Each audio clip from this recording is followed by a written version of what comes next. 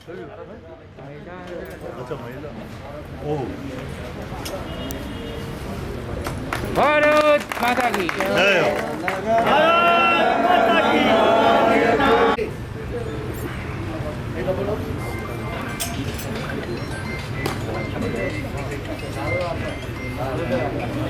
संयोत्तरवें गणतंत्र दिवस के उपलक्ष्य पर यहाँ पर उपस्थित सभी पदाधिकारीगण, सभी कार्यकर्ता बंधुओं, आप सभी को गणतंत्र दिवस की बहुत बहुत हार्दिक बधाई एवं शुभकामनाएं।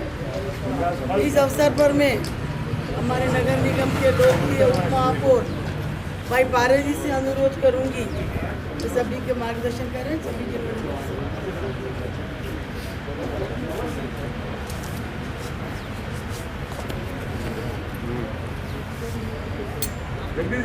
भारत माता की आज हम सबका सौभाग्य है कि पूरा देश 73वां गणतंत्र दिवस बहुत धूमधाम के साथ मना रहा है। आज भारतीय जनता पार्टी के हमारे यशस्वी जिलाध्यक्ष आदरणीय रविंद्र जी साहब श्रीमाली, हमारे लोकप्रिय, आज बहुत खुशी की बात है कि पूरा देश आज़ादी का अमृत महोत्सव पूरे धूमधाम के साथ में मना रहा है।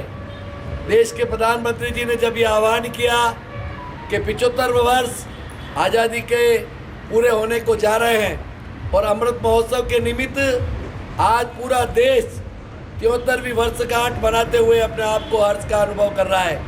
हमने देखा होगा कि आज जब हम सवेरे टीवी पर देख रहे थे कि वाकई में जिस तरह की तैयारियां हर वर्ष होती है, लेकिन इस वर्ष विशेष रूप से आज़ादी के अमृत महोत्सव के दिन विशेष तैयारियां दिल्ली में की गई है और जो विशेष रूप से सेना के जवानों ने जिस तरह का शौर्य का प्रदर्शन आज देश के उस वीरों ने किया है, हम सबको इसकी बहुत गर्व की अनुभूति होती है।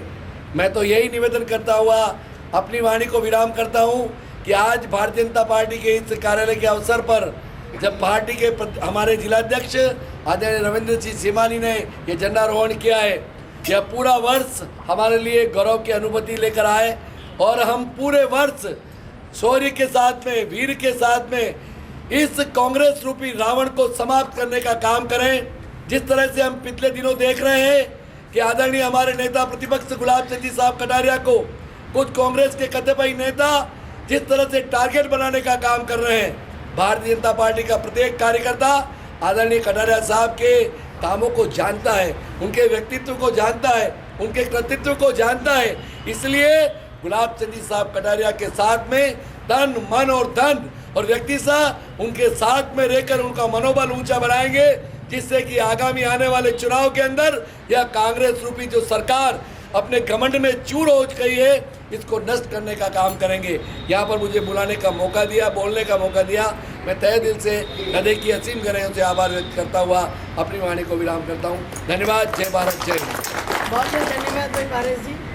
अब मैं पार्टी के महापौर जी, पार्टी संगठन के सभी वरिष्ठ पदाधिकारीगण, जनप्रतिनिधि बंधु और बहनों, आज हम गणतंत्र दिवस के 73वें इस समारोह में भारतीय जनता पार्टी कार्यालय पर हम अपना कार्यक्रम आयोजित करके एक बार पुनः संकल्पित हैं कि यह वर्ष हम सब अपनी तन मन धन शक्ति के साथ राष्ट्र की इस आराधना में अपना पूर्ण सहयोग दें। मुझे विश्वास है कि यह वर्ष हम सबके और आप सबके जीवन में सुख और समृद्धि और राष्ट्र की प्रगति में हम सब सहायक बनेंगे। पुनः मैं इस अवसर पर आप सबके मंगलमय सुखमय जीवन की कामना करता हूँ। जय हिंद, जय भारत। बहुत बहुत धन्यवाद आदरणीय प्रमोद जी सामंत साहब।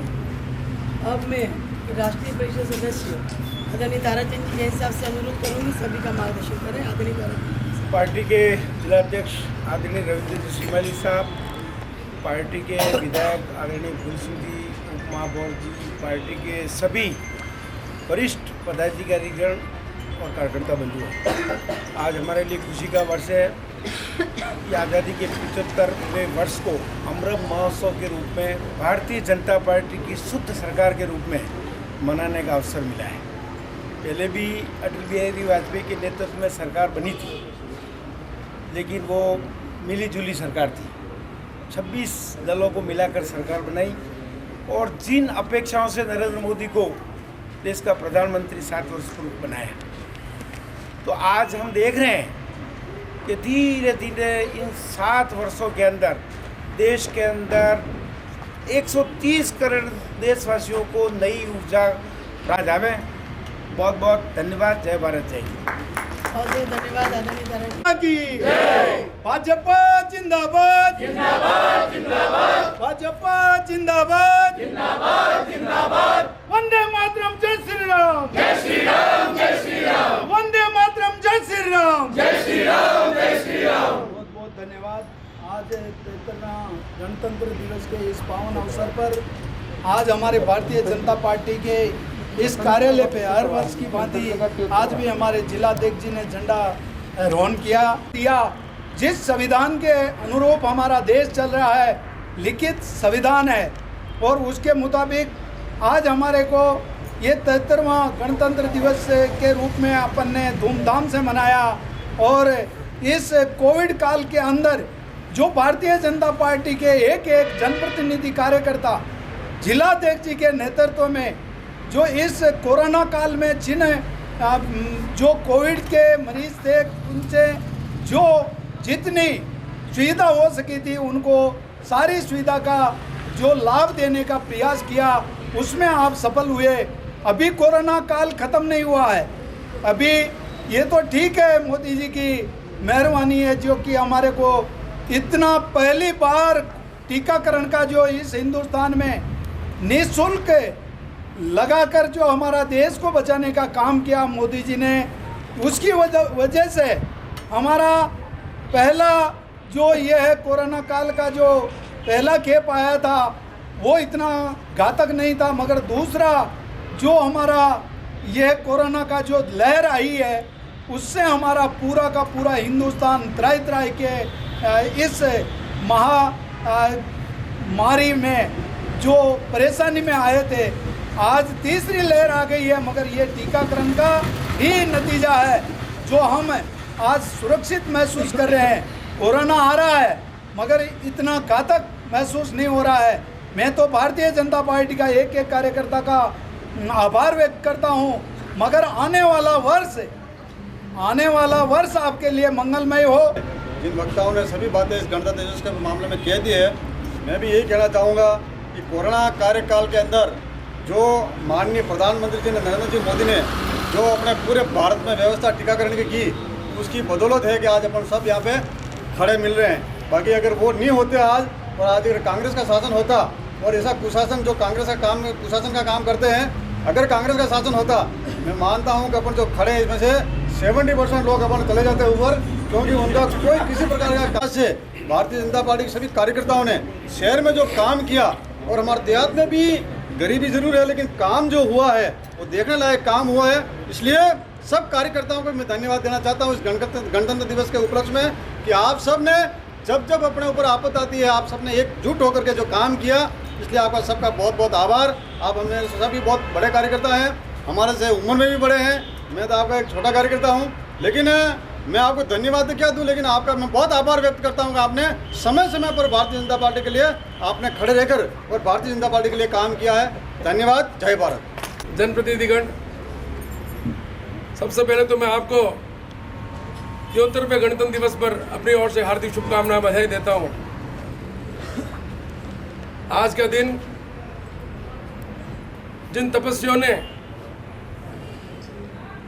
जिन स्वतंत्रता सेनानियों ने और जिन लोगों ने भारत की आज़ादी के लिए अपना सर्वस्व न्योछावर कर दिया, हम उनके चरणों में श्रद्धांजलि अर्पित करते हैं। भारत का संविधान और भारत के संविधान में जिस प्रकार की व्यवस्था दी गई है, हमारे मूल अधिकार क्या है, हमारे मूल कर्तव्य क्या है,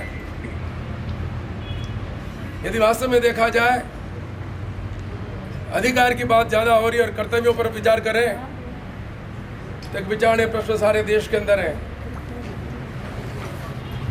आज़ादी के पश्चात विभिन्न क्षेत्रों में भारतवर्ष ने उल्लेखनीय सफलताएं अर्जित की हैं, लेकिन फिर भी कुछ ऐसे क्षेत्र हैं जहाँ पर प्रत्येक भारतवर्ष के नागरिक को विचार करने की आवश्यकता है।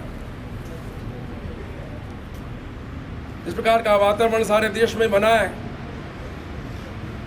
आज़ादी के पश्चात का अगर विश्लेषण करें तो नरेंद्र मोदी जी के इस शासनकाल में जो उल्लेखनीय उपलब्धियां अर्जित की है, सारे विश्व में भारत के मान और सम्मान में बढ़ोतरी हुई है।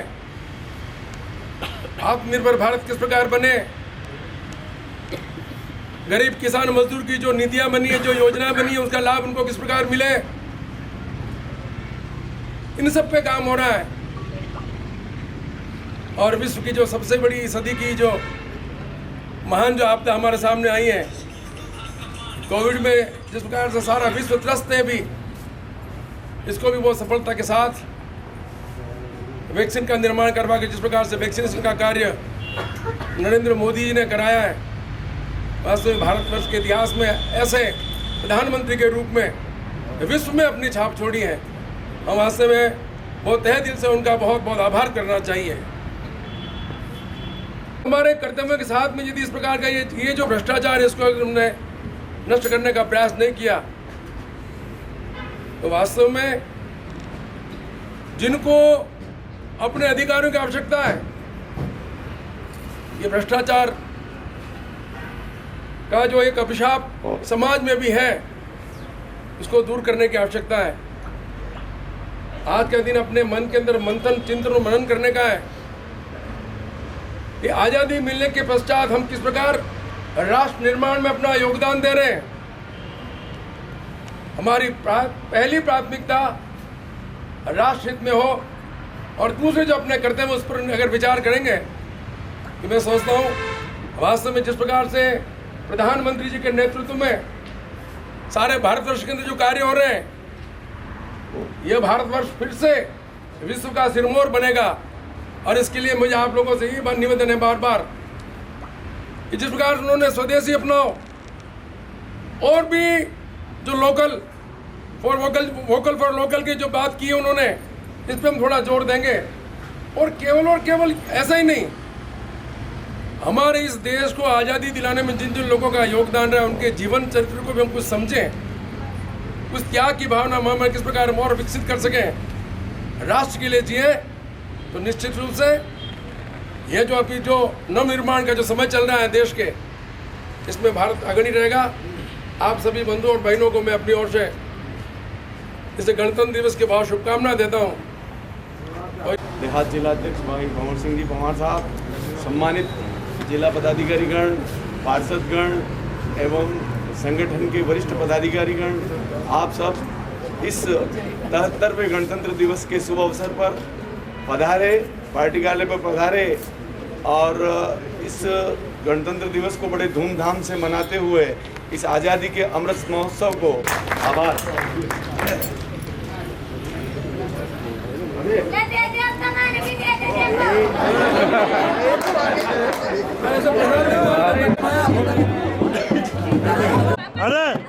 अरे यही लोकेशन टेम्परेचर हाँ हाई हो गया।